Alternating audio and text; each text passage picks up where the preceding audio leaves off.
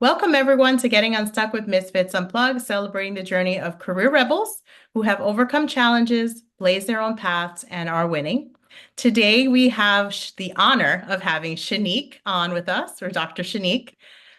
Shenique serves as the Assistant Dean of Career Services and a professor at Monroe University, where she leads initiatives that support student career readiness, internship development, and employer engagement. She holds a bachelor's degree of criminal justice from Monroe University and a master's in science in guidance and counseling from the College of New Rochelle. Most recently, she obtained her doctor's of education, round of applause, in teaching and learning in the higher education at Gwynedd Mercy University. Her dissertation is entitled Careers Don't Have Labels, Women in Male-Dominated Industries Reflect on Visibility and Early Career Exposures in Pre-K to 12 Education. So I want to welcome you. Thank you so much for your time and joining us today. Awesome. I'm so excited to be here. Thank you, Brandy and Isabel, for having me. It's such an honor and a pleasure to be on Misfits Unplugged. I feel so special and looking forward to all that we're going to discuss today. Awesome sauce. Well, so before we get started, I want to make sure that we get your full title correct because with the doctor in front, I feel like I want to call you Dr. Rojas-Hyman. Is that what you're going to be going by in your professional situation? Yeah, Dr. Rojas Hyman, Dr. Hyman, Dr. Rojas. I know it's You'll long. take it So whichever yeah, I'll way. take it. Yeah. Gonna get As long as some that getting doctor is used in to. front of it, I love it. Thank you. Well, a huge congratulations to you. And I just want to say that I really enjoyed listening to you defend your dissertation. I know that balancing leadership and motherhood and a business is just a masterclass of resilience in and of itself. So I want to make sure that our primary viewers are women and entrepreneurs of color. So our entire discussion is obviously going to be all about the research that you've done, which I know will resonate very well with all of our career rebels. And we're going to just do some softball questions first because I want people to get to know you as a person. And sometimes when you see that doctor in front of somebody, you're like, whoa, wait a minute. Right. Um, so my first question for you is, where are you from and what inspired your career choice and career development specifically for young girls? Oh, I love that question. I was born in the Bronx, New York. And I had the awesome opportunity to be raised in the US Virgin Islands, St. Croix to be exact, many of what really honed in the skills and all that I love. When it comes to young girls, it all started with my own journey in middle school where, someone came in from US Customs and Border Protection and she was a woman, she was tall, she was slender, and she started talking about her career. And it resonated with me because I'm like, wait, she looks like me. I barely see slender woman who is in law enforcement. And it just really was a light bulb for me at that time. And I said, you know what? I really want to look into this more. I didn't know what I wanted to do prior to that. And what I did was started doing some research, didn't get much information beyond that. So I did research on my own on different programs that they had, never got into any of the programs that they had for kids. But it followed me through high school. And then when I started college, I majored in criminal justice because I knew I Mhm. wanted to be a Customs and Border Protection officer. And lo and behold, I did apply, did not wind up in that career because throughout the process, I did not pass the entire process. Hence the reason why I'm still in career services, which I absolutely love. But that's where it all started for me. And then what really turned the needle a little bit more for me was having two girls. So that's where it started, and that's where my wheel started to turn after I had my daughters. So you mentioned motherhood, and a lot of what Brandy mentioned, a lot of mothers in general are juggling millions of things at the same time. How did you navigate education, career, and motherhood at the same time? How did you continue to drive forward? So I might ask myself, how did I do it? But I think it's just one dedication, and really putting some things aside. During this journey, you have to ask yourself, what do I usually do? What can realistically be put aside? One being your social life, right? One providing your family and friends with the expectation that I'm not going to be available, and you may lose them along the way. However, because everyone understands this journey, right? They're like, oh, you're never available. But really setting the expectation like this is something that I'm about to go on, this journey. It's temporary.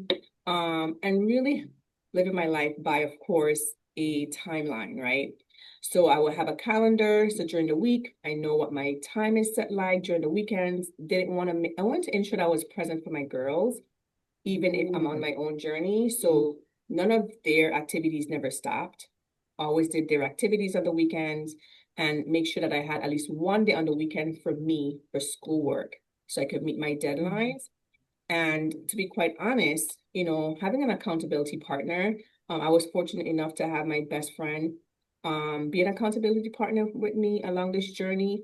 But once you begin, it's always good to pick up an accountability partner in the program because nobody understands the work that you're doing more than someone who is going through it with you, right? There's been many nights where I had to wake her up or she had to wake me up to submit an assignment on time, right? Or to do a presentation or to get that PowerPoint done.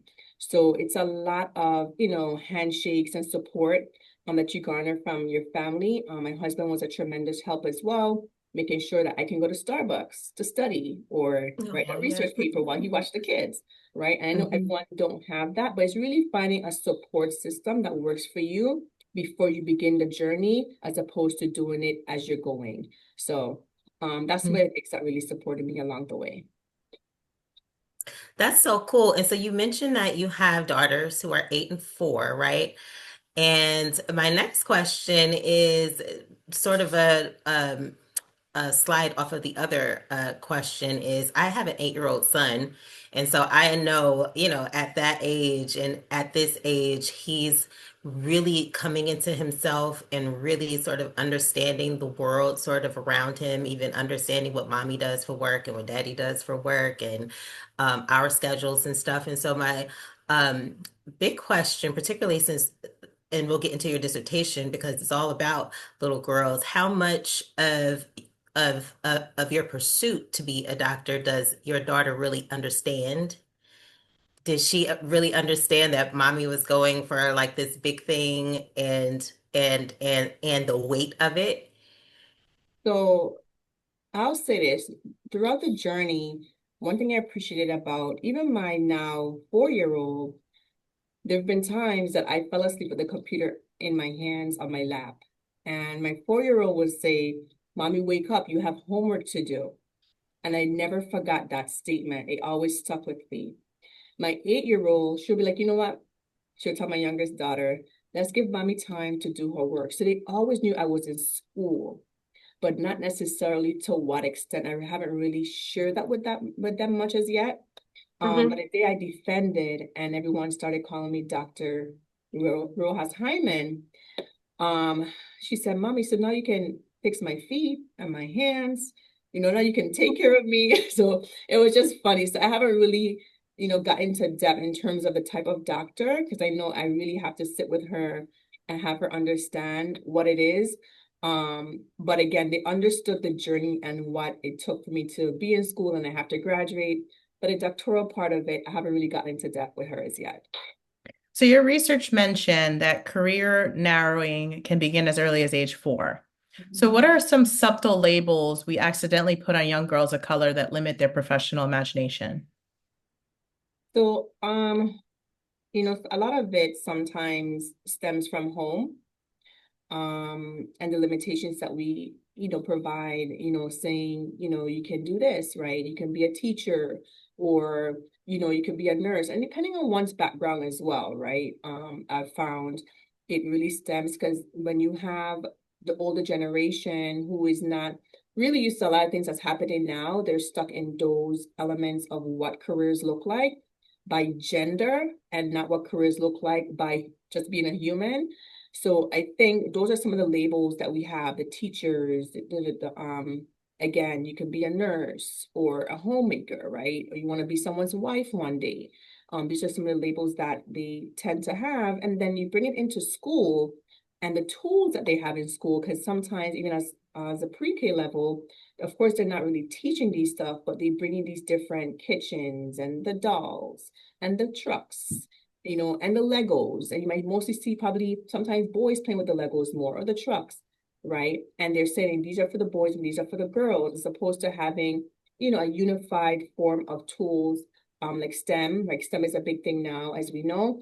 Really making it fun for all kids in the room itself. So those are some of the things, just really identifying gender toys or gender tools that kids can use as young as pre-K. And then as we get into the older grades, just exposing them to different careers and labeling the careers by gender, that can be an issue as well. So those are some of the things I tend to find. So that's interesting. Do you have an idea of what full exposure looks like in the instance where maybe you're not using like these little kitchenettes and, you know, basketballs and toys? I always question, right? Because I have a little boy and everybody says that he's all boy because he's rambunctious, he's crazy, you know, he's jumping off walls and couches and stuff. And I don't know how much, uh, uh, you know, dressing his room in basketballs and footballs from the time he was a baby had anything to do with that, right? But Right. I know just from growing up the way that I grew up, my father was a stickler. Like he wanted to make sure that he had no boys, all girls. And so it wasn't just doing the dishes and, you know, sweeping the house. Like we had to do yard work. We had to take the trash out. He expected us to do the same exact things that we would have done if we were boys. So I feel like that's kind of what made me a little mannish in life. And by mannish, just like just being really assertive and being able to have a presence in a room, so to speak. And so I'm just curious at those young ages, what would full exposure look like and what change would you make maybe in classrooms or in communal, you know, spaces that takes that element out? So that's another good question. So for example, just this month, I went into my daughter's pre-K classroom and I did a read aloud for her. And I was very intentional, right? The read aloud was about careers. And the book that I did was a very interactive book.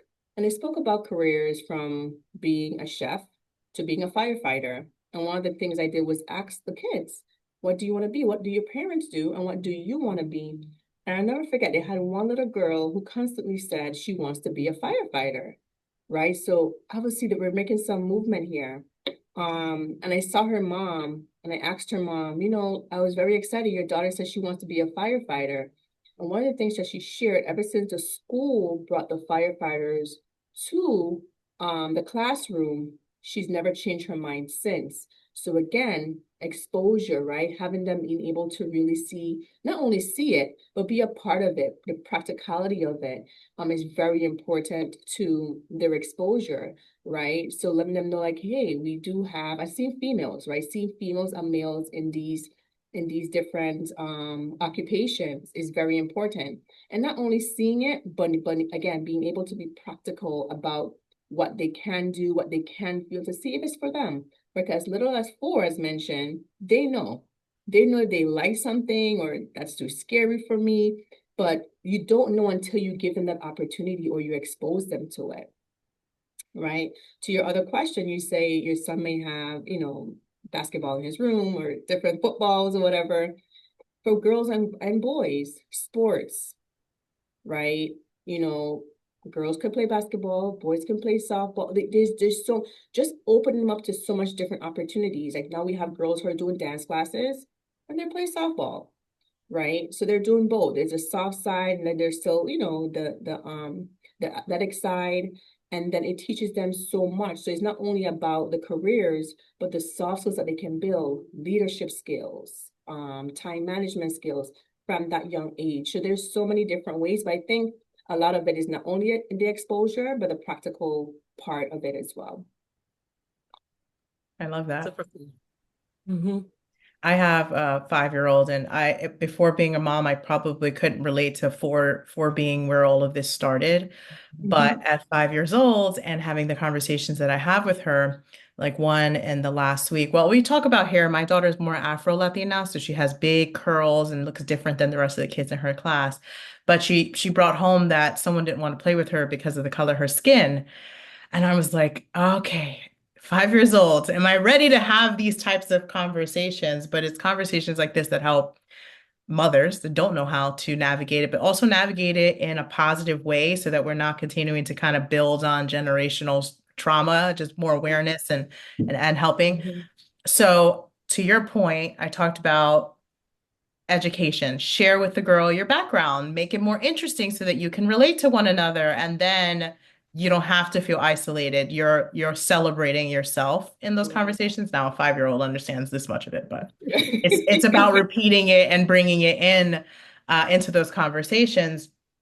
But they're talking amongst their friends. These little girls are having these in-depth conversations. So I'm leading towards, you mentioned firefighter. My daughter said doctor, and then one day said ballerina, and I was disappointed when she said ballerina.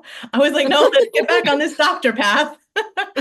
Um, but if she were to go into a field, she said she wanted to go into the being an eye doctor. She wanted to help people see, and I was like, "Oh, that's beautiful. Let's nourish that." But I don't imagine there's going to be a lot of brown, black women in the eye doctor field. So if they're going to be a first based off of your research, how do they stand out or navigating being the first in their space? Repeat that question, the last part that you said. Yeah, so if I'm the first, like Brandy and I are kind of trailblazers in insurance, you're not going to see a lot of people like us in the insurance industry. So if we were to take it back, what have you learned in your research of being first women or navigating first in the male-dominated industry? What advice would you give based off your research or learning? So the thing is, when I've done the research with some of these women, like for example, one of the ladies that I interviewed, she is the first fire chief in her town, right? And she's an African Mhm. American woman. And talking about her journey and how she got there, she shared that literally, she was walking on the street one day, and the fire chief at the time, reached out to her and said, "Hey, well, have you ever thought about it?" And she's like, "No, I've never thought about it." And took the time to really speak to her about what it is like, and spend time. She was able to ask questions, and she took the test, right? And for her, being the first, she now has a camp for girls. Like there's a firefighter camp that she created for girls so they can now see her. And she said she often wears her uniform because she knows there's not many women like her.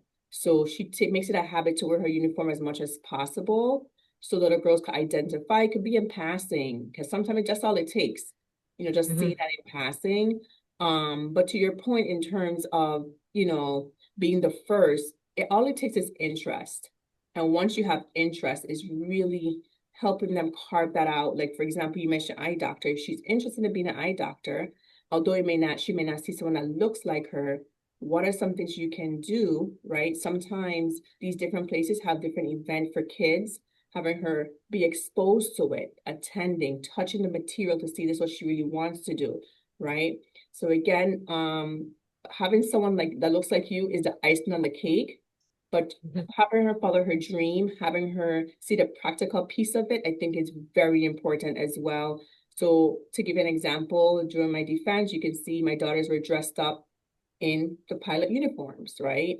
There weren't anyone that Mhm. looked like them at that event, but I wanted them to feel it. So they dressed the part while we attended these helicopter events so they can see what it feels like. So anything you could do to make it a reality for them is what I would say. So we wouldn't have all the elements all the time, but as parents or as administrators in the education system, trying to expose them and giving them some practical experience is what I think can be beneficial.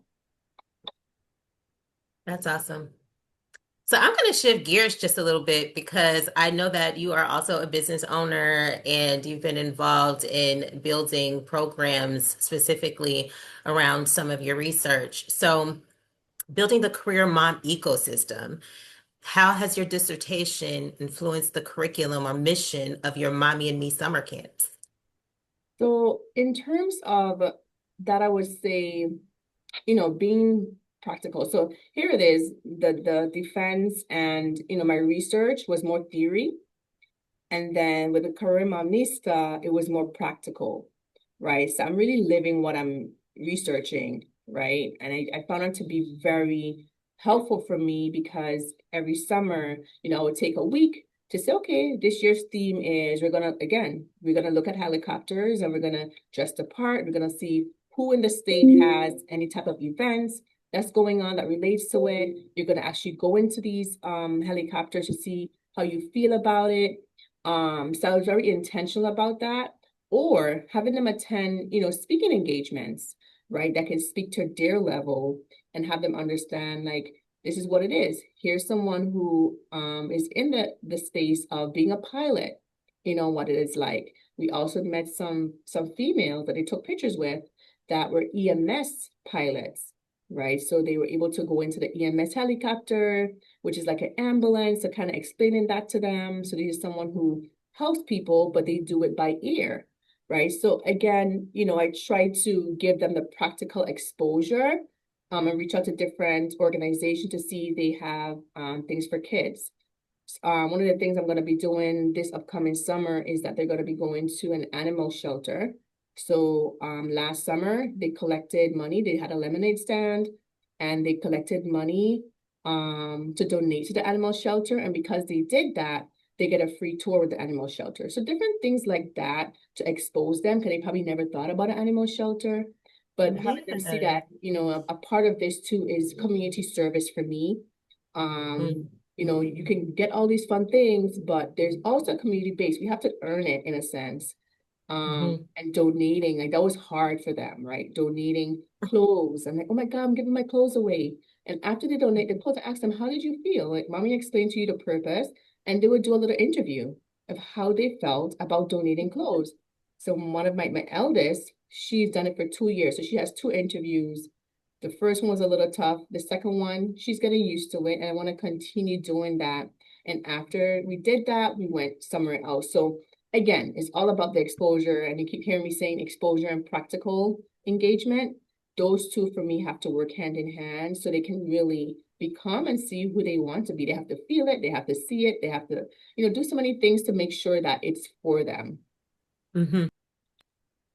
What ages Oh, go ahead. is that camp? I'm sorry. I just wanted to make sure that our listeners know what ages that camp is for.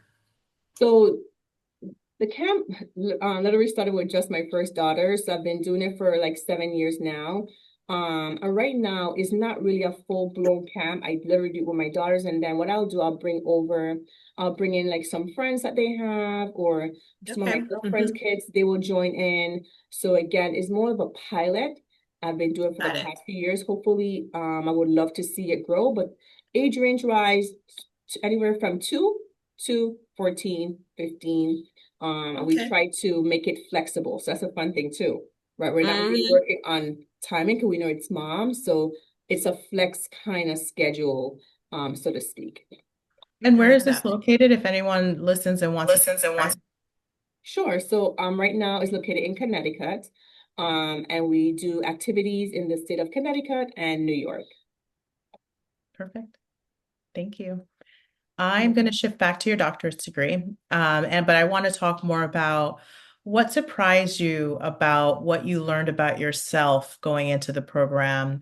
And, if you would you advise someone else to do it if they're going to elevate themselves personally or in their careers?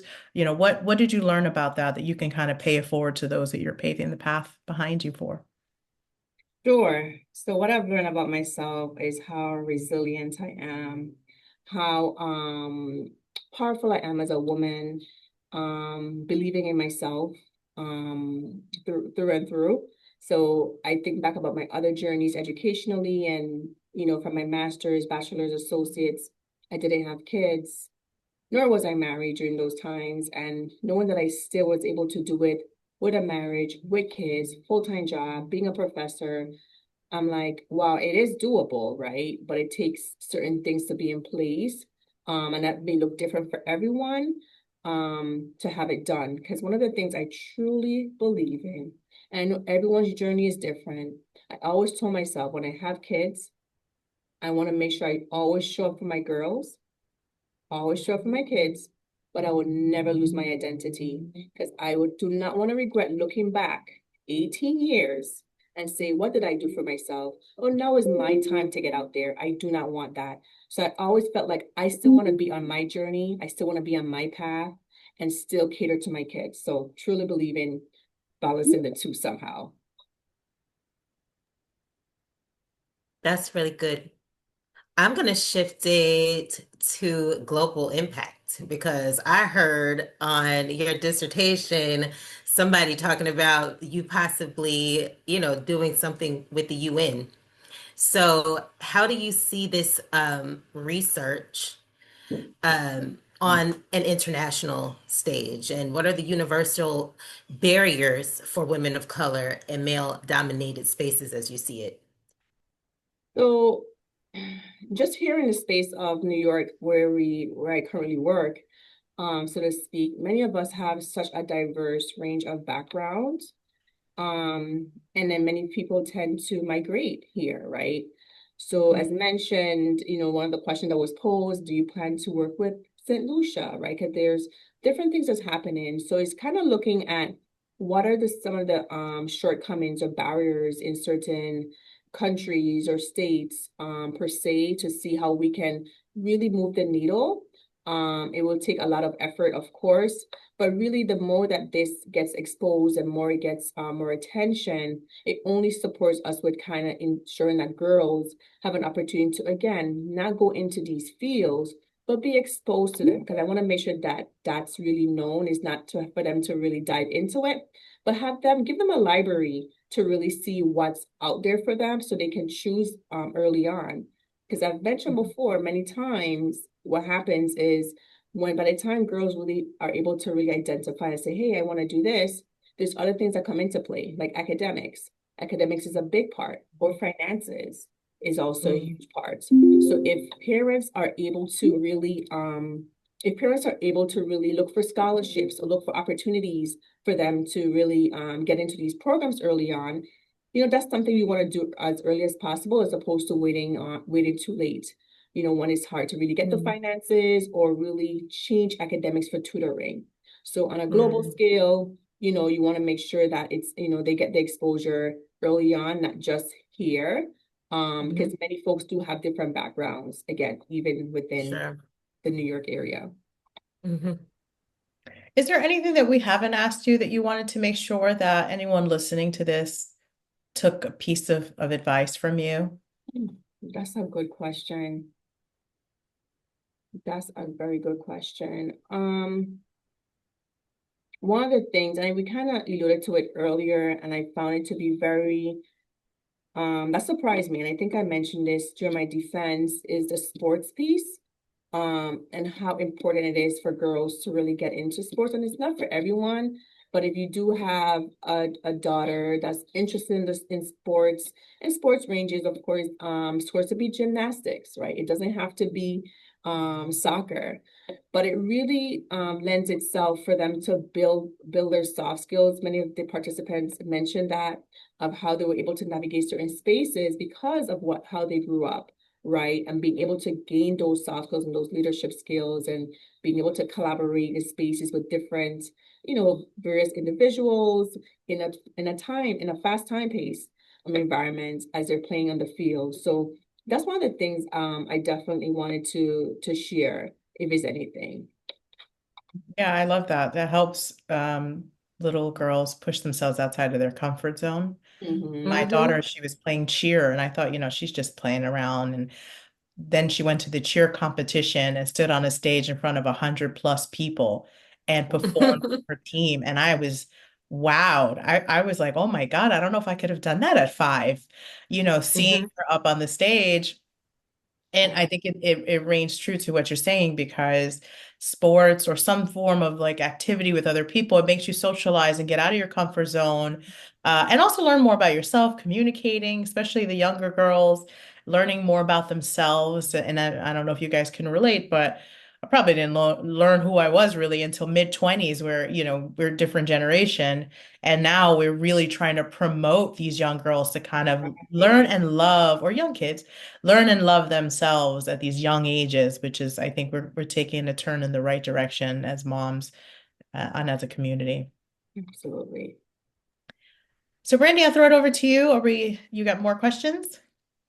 Just one more, and it's specific to our listeners because we are talking to career rebels, and I just can't uh, talk enough about how proud I am of you, particularly not just because we've known you for, this period of time, but Isabel and I talk a lot about being, the only women of color in certain spaces. I don't have any doctor friends, if I'm, being quite honest. And so I want to make sure that in speaking to our people who are looking to pivot in their careers in some way, can you give our listeners some advice about how to pivot in a situation where they may feel really stuck where they are, either in career or in business? Like, what has this journey taught you that you might be able to share with our listeners about getting unstuck the Misfits way? So, that's a good question. I think, when it relates to getting unstuck or, really wanting to pivot, you want to ask yourself why, you want to make that shift. And if you're ready to make that shift, and if you don't know how, it's getting the resources, right? And if you don't know how to get the resources, always go back to your university. If you have a university, this is Misfits Unplugged. They're terrific at that. But definitely get into the space of speaking to someone who really knows about, I would say, careers. If you're talking about careers, or if it's a school, whatever it is that you want to do, trying to find an expert in that area that can support you and someone that you trust, right? I think that's very important too. And when you do receive the information, it's not that you take it and run with it. You want to get a second opinion. Because sometimes, you have information for some folks, it may not be for you. But getting a second opinion may support you in finding out, where do you really stand? Do I really want to move forward with this? Is this the right decision? How much time will it take for me to get through and do that, right? So there's so much different things you want to ask yourself before you actually take the time to pivot and move forward. So those are just some of the takeaways I would share. I just have Great one advice. thing that can't, I'll throw you guys off. I'm listening to you and I was reflecting on right before we hit the record button that you said you don't know yet how to celebrate or how to feel about your accomplishment. So if you want to take a few seconds and talk to the younger Shenique and say thank you to her for everything that she's done to get to this point, that's how we can close out this podcast. Isabel, oh my gosh. We got to work on the heartstrings here. Oh my goodness. That's a good one. So, I have to really pay it forward to my mom. Because growing up, she always said, Shenique, all I want you to do is get your high school diploma. And this is like making me teary right now. She just wanted me to have my high school diploma. And she said, the road is yours. The world is an oyster. I want you to really take it and run with it and do whatever you want. And to me, that was golden, because my mom never told me I had to do X, Y, and Z. And I think that's the reason why I'm so interested and passionate about this, because my mom really allowed me to be who I wanted to become, right? Having a Caribbean mom, typically that's not the norm. They want to tell you, you want to be a nurse, you have to be better than me. But all she expected is for me to have a high school diploma and really do whatever I wanted to do. And I appreciate that so much. And I say to anyone who is watching, and even my younger self, is really take opportunity, be inquisitive, right? Ask questions, have a voice, right? If you see something, don't be too shy. And if you are shy, take the time to get the information the best way you can. And if an opportunity opens up for you, run with it, take it. But do not limit yourself. Try not to limit yourself in any capacity, because you just don't know how many doors will open up for you and what you may learn. So those are some of the things I would share. Isabel, thank you. Thank That you for was a beautiful sharing. question. Thank you for sharing Isabel all just about being vulnerable and being who you are. showing up. So don't hide any ounce of it. Thank Thank you you. so much for sharing your story today. Thank you, and Isabel and Brandy. I thank you guys so much. Um, and I want to share this because I remember years ago you asked me to be on your podcast, and today I was like, timing is everything. Timing is everything. And I said I wouldn't want to do it no other time than now to make you ladies proud, to make myself proud. And I would have never selected any other podcast to be on than Misfits Unplugged. So thank you so much. Thank you. We couldn't be prouder of you. This has been an amazing journey. We're happy to have seen you grow and be a Mhm. part of it. Thank you. Mhm. So before we do our outro and all that good stuff, is there anything that you want our listeners to know about what you have going on going forward? Give them all of your handles, your social media handles, if you're, you know. Sure. So you can follow me on Career Momnista. That's on IG. And it's CareerMomnista. So Career Mom Nista, like fashionista. And Mhm. that's on IG and TikTok. And then my name on LinkedIn and on Facebook, which is Shenique Rojas-Hyman. You can find me there. And just look out for more about Career Momnista, Mommy and Me Summer Camp. Soon for now, would it be a summer camp? It will be a year, throughout the year camp. And looking to see that grow. And looking, of course, to do some more curriculums and, of course, even going to conferences and speaking more about this topic because I think it's very important because I do want to see our girls in various different spaces as they continue to grow. So thank you so much. Of course. Well, so then that's a wrap for today's episode of Getting Unstuck with Misfits Unplugged. Thank you so much, Dr. Shenique Rojas-Hyman. We are officially back. Misfits has been away a little bit, but we have been behind the scenes cooking up something game-changing for entrepreneurs and business owners. We're finally bridging the gap between our podcast and the boardroom with our new consultancy firm, Unplugged Strategy Group. We've developed a unique operations diagnostic that's designed to reveal the instant money leaks hiding in your workflow. So if you are a business owner or entrepreneur, please continue to come back, watch our podcast. And if you are someone who may need some of that diagnostic, comment in the comments below money leak, and you may be able to pilot this new diagnostic tool sometime soon. In the meantime, don't miss a beat, like, share, and subscribe so you're always in the loop, and go back and binge watch all of our past episodes to stay inspired. Bye, Career Rebels. Thank you. Bye.